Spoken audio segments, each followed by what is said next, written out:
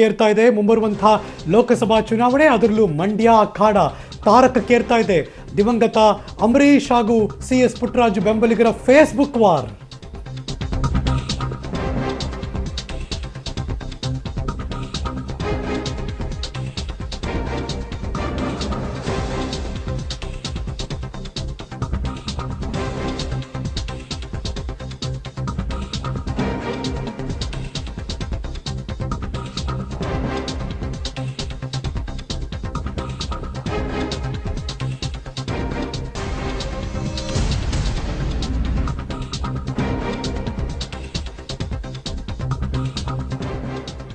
ನಿಮಗೆ ಗೊತ್ತಿರೋ ಹಾಗೆ ನಿನ್ನೆ ಮೊನ್ನೆ ಆದಂಥ ದೊಡ್ಡ ಮಟ್ಟದ ಬೆಳವಣಿಗೆ, ಆ ಸಂದರ್ಭದಲ್ಲಿ ಸಚಿವ CS ಪುಟ್ಟರಾಜು ಅವರು ಕೂಡ ಸುಮಲತಾ ಸ್ಪರ್ಧೆಗೆ ವಿರೋಧ ವ್ಯಕ್ತಪಡಿಸಿದ್ರು. ಈಗ ಎಡಭಾಗದಲ್ಲಿ ನೋಡ್ತಿದ್ದೀರಿ ಫೇಸ್ಬುಕ್ ವಾರ ಹೆಂಗೆ ಹೋಗ್ತಿದೆ ಅಂತ. ತಾಕನನ್ನು ಕರ್ಕೊಂಬಂದು ಅಭ್ಯರ್ಥಿ ಮಾಡಿ ಅಂತ ಇನ್ನೊಬ್ಬರು ಪುಟ್ಟರಾಜು ಅವರಿಗೆ ಮೆಸೇಜ್ ಮಾಡ್ತಾರೆ.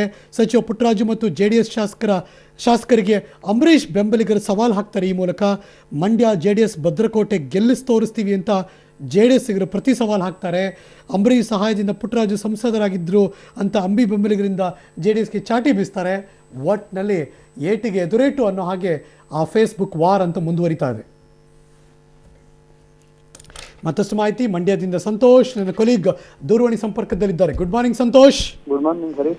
ಮುಂದೆ ಯಾರು ನಿಲ್ತಾರೋ ಬಿಡ್ತಾರೋ, ಆದ್ರೆ ಫೇಸ್ಬುಕ್ ವಾರ್ ಮಾತ್ರ ನಿಲ್ತಿಲ್ಲ. ಹೌದು ಹರೀಶ್, ಈಗ ಮಂಡ್ಯದಲ್ಲಿ ಫೇಸ್ಬುಕ್ ವಾರ್ ಶುರುವಾಗಿದೆ ಅಂತಾನೆ ಹೇಳ್ಬೋದು. ಅಂಬರೀಶ್ ಅಭಿಮಾನಿಗಳು ಮತ್ತೆ ಪುಟ್ಟರಾಜು ಅಭಿಮಾನಿಗಳ ನಡುವೆ ಈ ವಾರ್ ಶುರುವಾಗಿದೆ. ಸಾಮಾನ್ಯವಾಗಿ ಮಂಡ್ಯ ಜನ ಯಾವಾಗಲೂ ಬೀದಿಗಿಳಿದು ಹೋರಾಟ ಮಾಡ್ತಿದ್ರು, ಇದೇನಿತ್ತು ಫೇಸ್ಬುಕ್ ಅಲ್ಲಿ ಈಗ? ಯಾವಾಗ್ಲೂ ಇಲ್ಲಿ JDS ಮತ್ತೆ ಕಾಂಗ್ರೆಸ್ ಇವೆರಡೇ ಮುಖಾಮುಖಿ ಆಗ್ತಾ ಇದ್ದಂತಹ ಪಕ್ಷಗಳು. ಇಲ್ಲಿ ಇವೆರಡೂ ಕೂಡ ಪೈಪೋಟಿಯಿಂದ ಇದ್ದಂತಹ ಪಕ್ಷಗಳು. ಈಗ JDS ಮತ್ತೆ ಕಾಂಗ್ರೆಸ್ ಎರಡೂ ಕೂಡ ಮೈತ್ರಿ ಆಗಿದ್ದಾವೆ. ಇನ್ನು ಅಭ್ಯರ್ಥಿ ಯಾರು ಅನ್ನೋದು ಅಂತಿಮ ಆಗಿಲ್ಲ.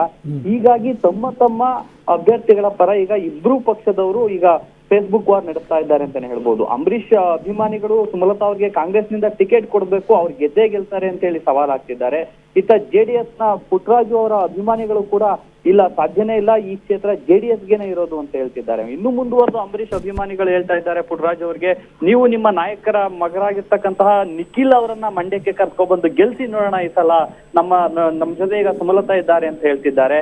ಅದಕ್ಕೆ ಪುಟ್ಟರಾಜು ಅವರ ಅಭಿಮಾನಿಗಳು ಟಾಂಗ್ ಕೊಡ್ತಾ ಇದ್ದಾರೆ. ಇದು ಏನಿದ್ರು ಕೂಡ ಮಂಡ್ಯ JDS ಭದ್ರಕೋಟೆ, ನಾವು ಖಂಡಿತವಾಗ್ಲೂ ನಿಖಿಲ್ ಅವ್ರನ್ನ ಗೆಲ್ಲಿಸ್ತೀವಿ ಅಂತೇಳಿ ಒಂದು ಟಾಂಗ್ ಕೊಡ್ತಾ ಇದ್ದಾರೆ. ಇನ್ನು ಅಭ್ಯರ್ಥಿ ಫೈನಲ್ ಆಗೋಕ್ ಮುಂಚೆನೆ ಸುಮಲತಾ ಮತ್ತೆ ನಿಖಿಲ್ ನಡುವೆ ಫೇಸ್ಬುಕ್ ವಾರ್ ಶುರುವಾಗಿದೆ ಅಂತಾನೆ ಹೇಳ್ಬೋದು ಹರೀಶ್. ದೋಸ್ತಿ ಪದ ಬರೀ ವಿಧಾನಸೌಧಕ್ಕಷ್ಟೇ ಸೀಮಿತವಾಯಿತು, ಅಂದ್ರೆ ನಾಯಕರ ಲೆವೆಲ್ ಅಲ್ಲಿ, ಕಾರ್ಯಕರ್ತರ ಲೆವೆಲ್ಗೆ ಅಲ್ಲ ಅಂತ.